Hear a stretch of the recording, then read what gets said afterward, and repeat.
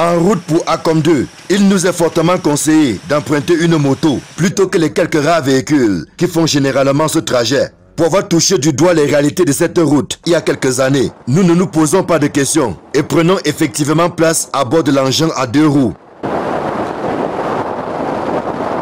Commence alors le long périple en direction d'un des arrondissements parmi les plus enclavés du département de l'Océan. Après avoir franchi sans grande difficulté les villages Azem, Ngom, Meyo et dans une moindre mesure Zingi, notre calvaire commence à Koleyen. Ce village a la mauvaise réputation d'abriter les plus grands bourbiers des 85 km qui séparent Ebolova d'Akom 2. Et c'est sans surprise que nous tombons à pic sur une Pajero prise au piège d'un de ces bourbiers.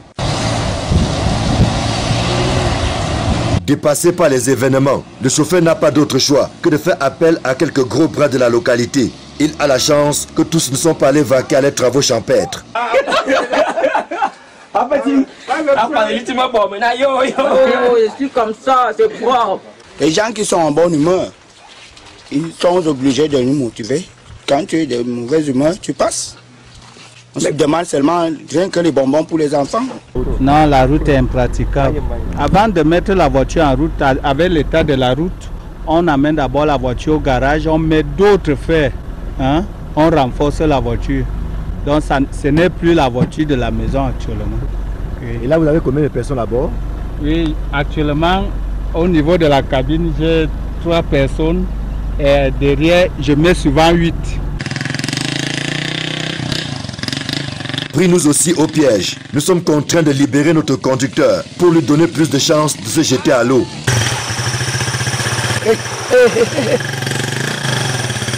Le mauvais état de la route constitue un stress permanent pour tous ceux qui s'y hasardent. À divers endroits, les passagers sont obligés de descendre du véhicule pour permettre au chauffeur de mieux affronter le bourbier.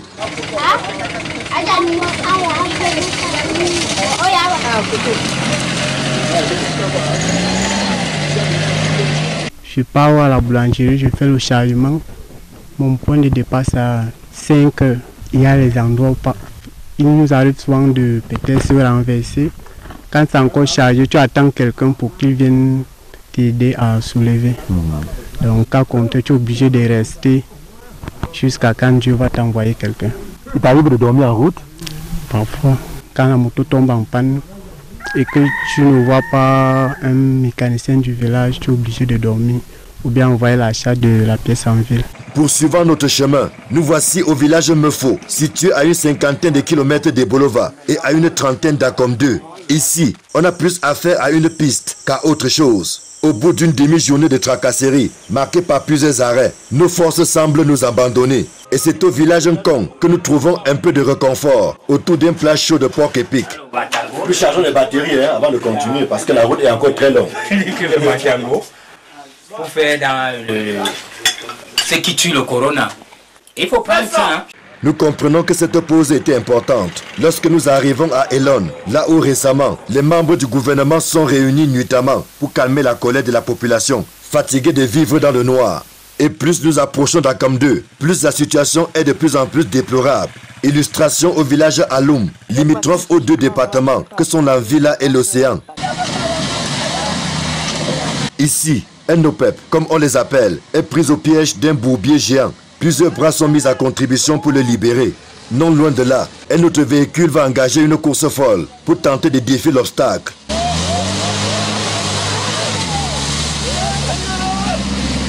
Puis un autre va suivre.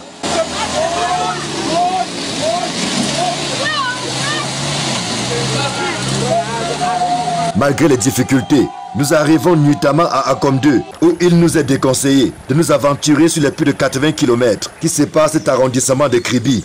Les échos qui nous parviennent ne sont pas favorables, car dit-on, la route est encore plus impraticable entre Akom 2 et Kribi, au point où ceux qui souhaitent se rendre dans la cité balnéaire passent par Ebolova, puis Yaoundé et Edea, soit 3 régions à traverser, et Obamo, 10 à 15 000 de transport, en tenant compte de la fluctuation des prix entre Akom 2 et Ebolova. Lorsqu'on a tenté cette expérience, comme nous l'avons fait, l'on peut comprendre que les populations de cette partie du pays explosent de colère à chaque saison de pluie. Elles attendent toujours la concrétisation d'une promesse présidentielle qui fête cette année son 10e anniversaire. Nos enfants, aller même à l'école, il y a les cesses ici, mais ils vont arriver comme ça, sans route. Les bourbiers de 10 mètres, tu vas traverser comment? Avec la moto ou bien la voiture. Tu ne peux pas. Les collines, je dis que c'est grave. Vous-même, vous avez roulé sur la moto. Vous-même, vous avez vu l'état.